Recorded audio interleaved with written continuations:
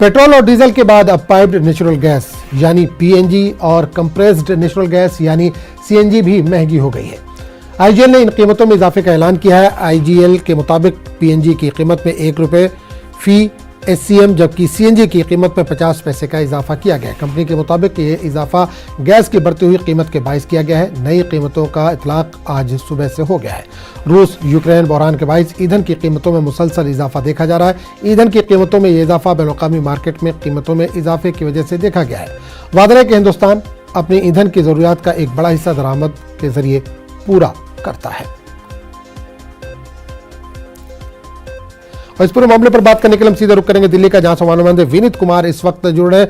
Vineet, petrol और diesel की कीमतों में हम देख रहे हैं 2 दिन से लगातार इजाफा हो रहा है। अब पीएनजी और सीएनजी पर भी इजाफा देखा जा रहा है। जी, निश्चित तौर पर हमने देखा कि जिस तरह से पीएनजी और सीएनजी की कीमत को लेकर के हमने देखा कि इजाफा हुआ है, वो भी हमने देखा। इसके साथ ही साथ मैं आपको बताना चाहूंगा कि कल हमारे केंद्रीय मंत्रियों से मुलाकात से बात हो रही थी, चर्चा हो रही थी। उनका साफ तौर पर कहना था कि जिस तरह से यूक्रेन का संकट जो है वो चल रहा है और जिसके कारण न सिर्फ पेट्रोल और डीजल के प्रोडक्शन में प्रभावित हुआ है बल्कि जो सप्लाई चेन है वो भी प्रभावित हुआ है। इसके कारण इस तरह की कीमतें जो है वो बढ़ रही है। कल हमारे केंद्रीय मंत्री मुख्तार अब्बास नकवी से एक्सक्लूसिव बातचीत में कल उन्होंने यह भी कहा था कि जो ये फिनोमिना है पेट्रोल डीजल और महंगाई का बढ़ने का फिनोमिना है वो कोरोना महामारी और यूक्रेन संकट के कारण पूरी तरह से वैश्विक समस्या है। लेकिन उन्होंने साफ तौर पर अपने केंद्र में अपनी सरकार की पीठ थपथपाई और कहा कि पीएम नरेंद्र मोदी के नेतृत्व में जो कीमतें हैं वो उतनी नहीं बढ़ी जितनी अन्य देशों में बढ़ी। उनका साफ तौर पर कहना है कि अमेरिका में 20% के लगभग महंगाई बढ़ी है, जर्मनी में 15% की महंगाई बढ़ी है और अन्य में जो देश है वहां भी डबल डिजिट में जो है वो महंगाई बढ़ी है।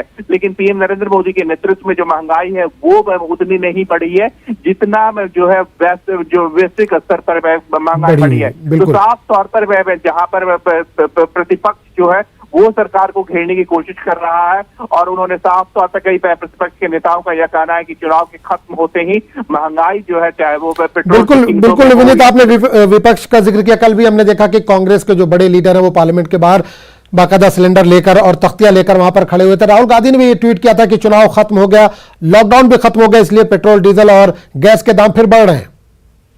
जी, निश्चित तौर पर वही जो हालांकि सरकार जो भी सफाई दे दे, सरकार में उनकी जितनी भी सफाई हो, लेकिन जो विपक्षी पार्टियां हैं वो सरकार को महंगाई के मुद्दे पर लगातार घेरने की कोशिश जो है वो कर रही है।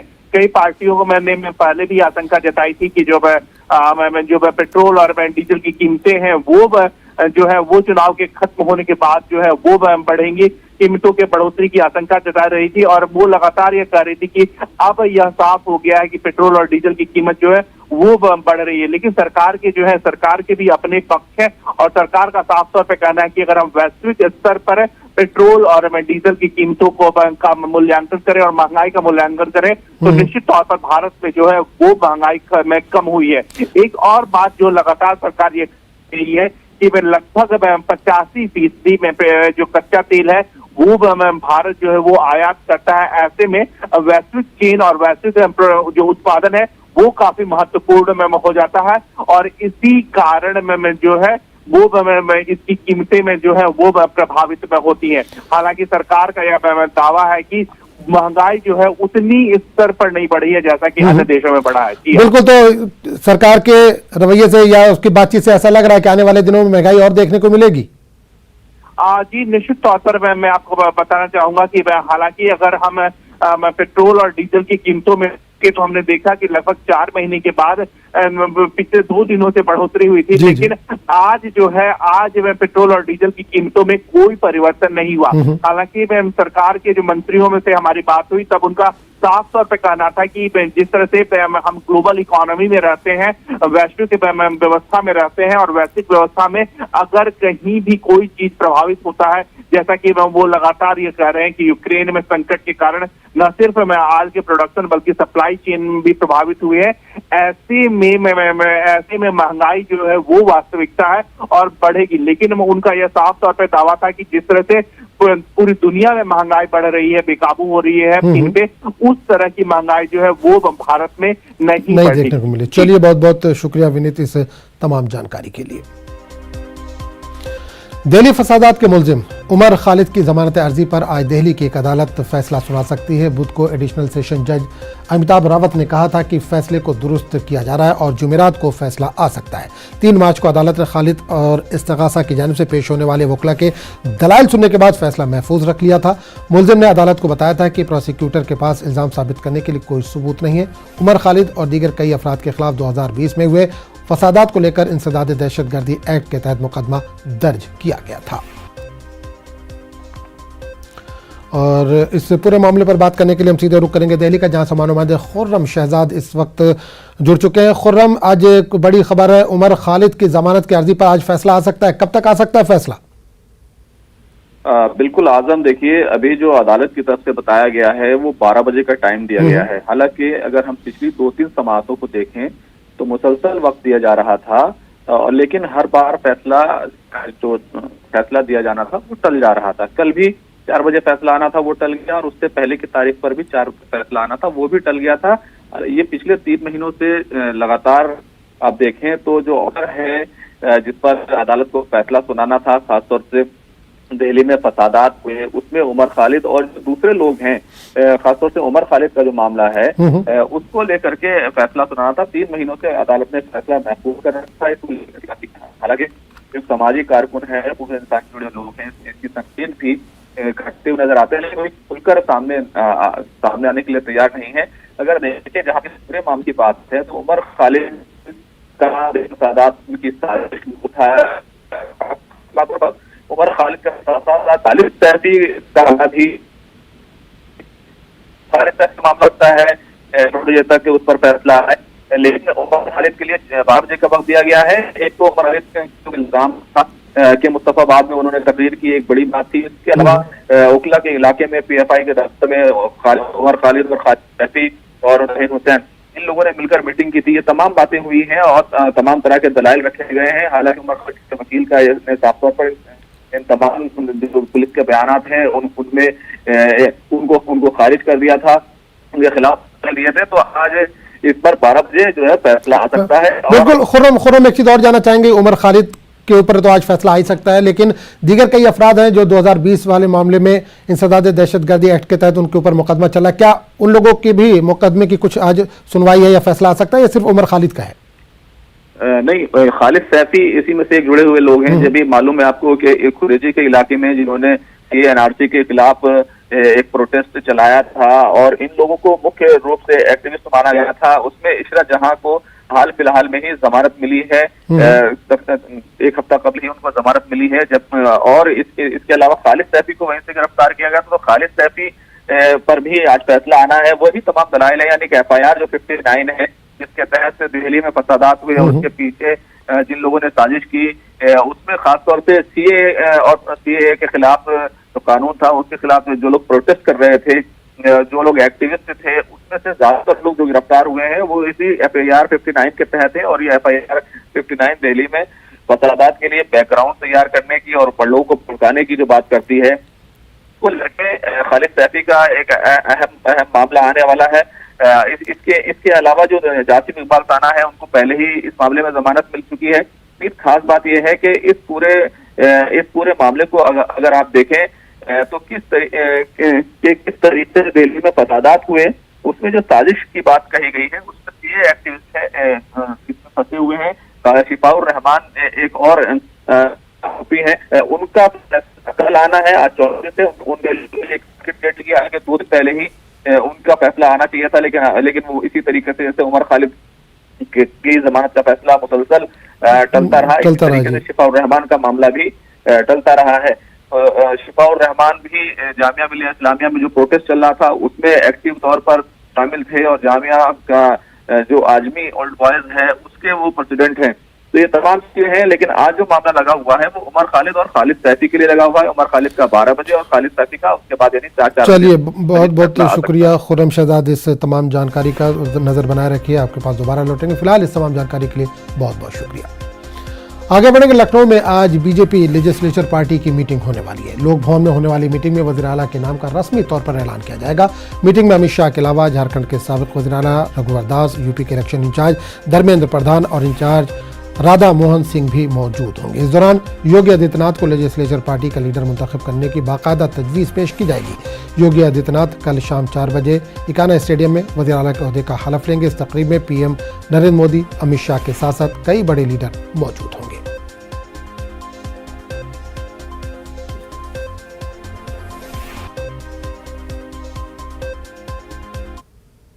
पंजाब के वज़ीर आला भगवंत मान आज दिल्ली में वज़ीर आज़म नरेंद्र मोदी से मुलाकात करने वाले हैं। पीएम मोदी से मुलाकात से पहले भगवंत मान ने कल प्रोटोकॉल के मुताबिक कोरोना टेस्ट करवाया। भगवंत मान की कोरोना रिपोर्ट नेगेटिव आई है। भगवंत मान वज़ीर आला बनने के बाद पहली बार वज़ीर आज़म नरेंद्र मोदी से मुलाकात करेंगे। ज़राए के मुताबिक इस मुलाकात में भगवंत मान वज़ीर आज़म के सामने रियासत के कुछ अहम मसाइल उठा सकते हैं।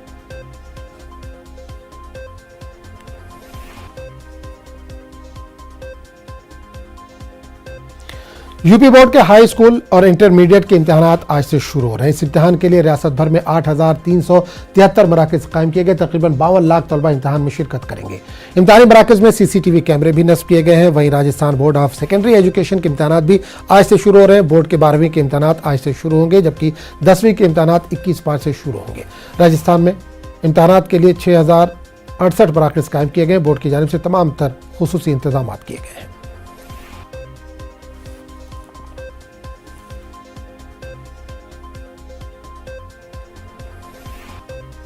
खबरों का सिलसिला जारी रहेगा, लेकिन एक छोटे से वक्फे के बाद।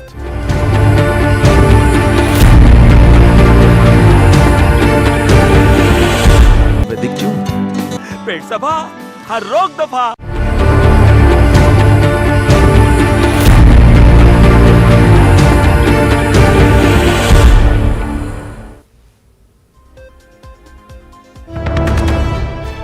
तो इस वक्त ग्रेटर नोएडा से बड़ी खबर आ रही है। ग्रेटर नोएडा पावर स्टेशन में लगी आग। बड़े ट्रांसफार्मर में आग लगने से बिजली सप्लाई ठप। 42 देहात की बिजली सप्लाई ठप।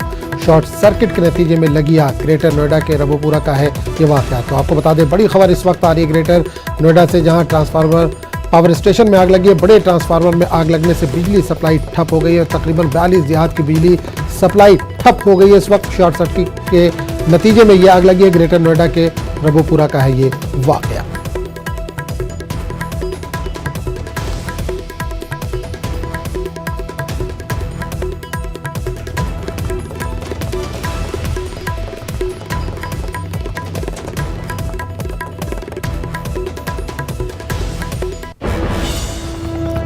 नाज़रीन, आपको एक बार फिर बता दें कि बड़ी खबर इस वक्त आ रही है। ग्रेटर नोएडा से खबर आ रही है, जहां पर ट्रांसफार्मर में आग लगने से बिजली सप्लाई जो है वो ठप हो गई है।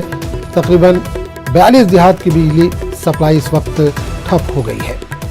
तो ग्रेटर नोएडा पावर स्टेशन में ये आग लगी है। बड़े ट्रांसफार्मर में आग लगने से बिजली सप्लाई ठप हो गई है। 42 देहात की बिजली सप्लाई ठप हुई है। शॉर्ट सर्किट के नतीजे में ये आग लगी है। ग्रेटर नोएडा के रबोपुरा का है ये वाक़या।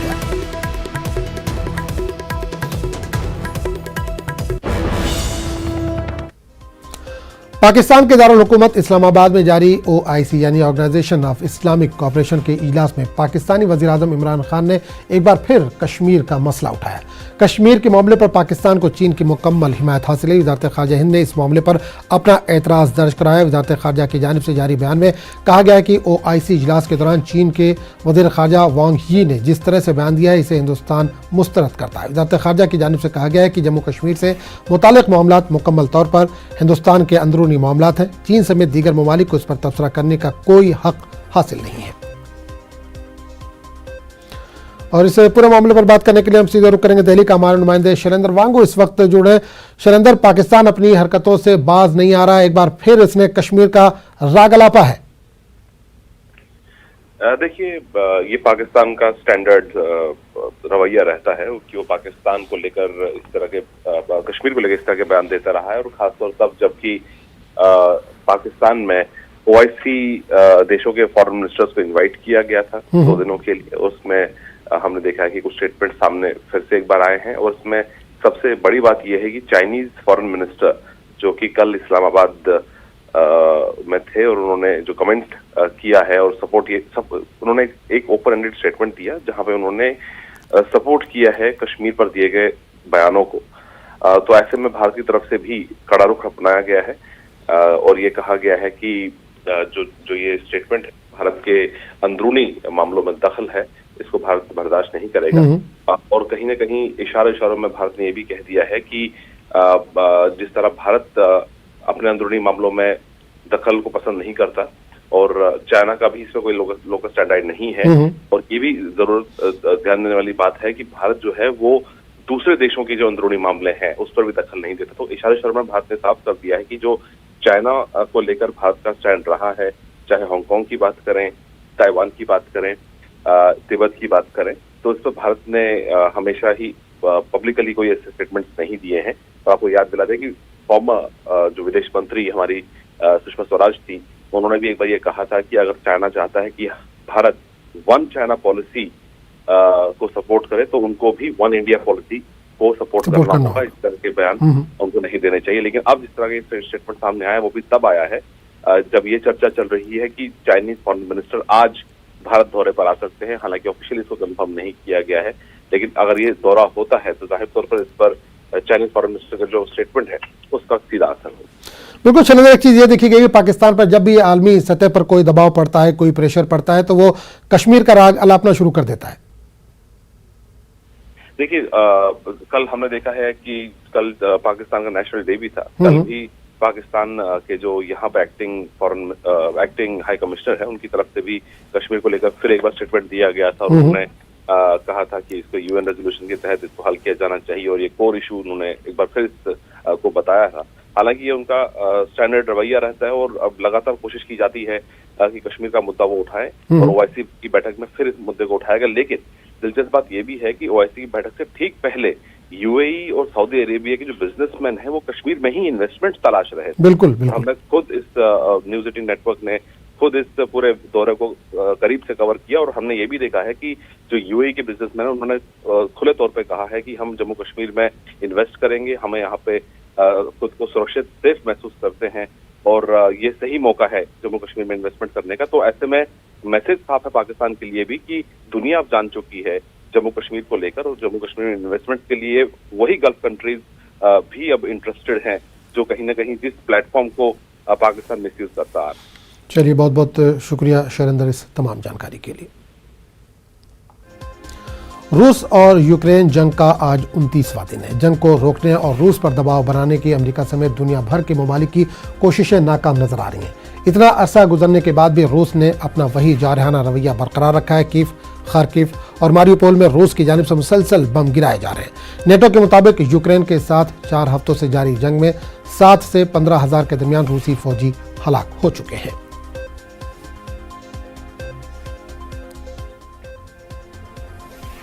उधर अमेरिकी सदर जो बाइडेन आज बेल्जियम के दारुल-हुकूमत ब्रुसेल्स में हैं। बाइडेन के इस दौरे को अहम मोड़ करार दिया जा रहा है। नेटो के सेक्रेटरी जनरल ने प्रेस कॉन्फ्रेंस में बताया कि नेटो का आज अहम इजलास है, इसमें यूक्रेन के मामले पर तबादला ख्याल होगा। ये भी ख्याल किया जा रहा है कि इस मुलाकात में रूस पर पाबंदियां आयद करने के अलावा यूक्रेन में अमन फौज भेजने का भी फैसला किया जा सकता है। दूसरी जानिब यूक्रेन के सदर ज़ेलेंस्की ने कहा है कि ब्रुसेल्स नेटो, यूरोपीय यूनियन और G7 से रूस के खिलाफ संगीन इकदाम की तवक्को रखते हैं। Ми чекаємо серйозних кроків від НАТО, ЄС, Великої Сімки. Ми знаємо, що росіяни вже почали лобіювати свої інтереси. І це інтереси війни. Ми знаємо, що вони працюють з деякими партнерами. Ми знаємо, що вони хочуть загасити цю тему, тему боротьби проти війни. Але загасити потрібно війну. На цих 3 самітах буде наша позиція, міцна позиція. На цих 3 самітах ми побачимо, хто друг, хто партнер, а хто продався і зрадив. रूस और यूक्रेन जंग को रोकने के लिए बैनुल-अक़वामी सतह पर कोशिशें की जा रही, ताहम अब तक इसमें कामयाबी नहीं मिल सकी। वहीं हिंदुस्तान ने यूक्रेन के इंसानी सूरत हाल पर अक़वाम मुत्तहिदा के सलामती कौंसिल में रूसी मुसवदा करारदाद पर वोटिंग से अपने आप को दूर रखा, जिसमें यूक्रेन पर रूस के हमले का जिक्र न करने की वजह से बड़े पैमाने पर तनकीद की गई थी। अक़वाम मुत्तहिदा के सलामती कौंसिल के इजलास में करारदाद के हक में सिर्फ रूस और चीन ने वोट दिया, जबकि बाकी 13 अरकान गैर हाजिर है, जिसकी वजह से इजलास नाकाम हो गया। मगरबी ममालिक की तरह हिंदुस्तान और मुत्तहिदा अरब अमारात ने भी वोटिंग में हिस्सा नहीं लिया। Которые поддержали и коспонсировали эту резолюцию. Состоявшееся голосование вывело на чистую воду всех тех, кого политизация гуманитарного досье важнее содействия ООН в оказании гуманитарной помощи нуждающимся украинцам. Мы слышали сегодня из уст некоторых делегаций, в частности делегации США, что они не хотят принимать никакого участия в резолюции, которая предложила Россия. Ну что же вы тогда в таком случае проголосовали, воздержались по этой резолюции? Голосовали вы против? Мы же прекрасно понимаем, каковы истинные мотивы вашего воздержания. तो इस बुलेटिन में फिलहाल इतना ही। अगले बुलेटिन में आपसे फिर मुलाकात होगी, तब तक के लिए इजाजत दीजिए। आदाब।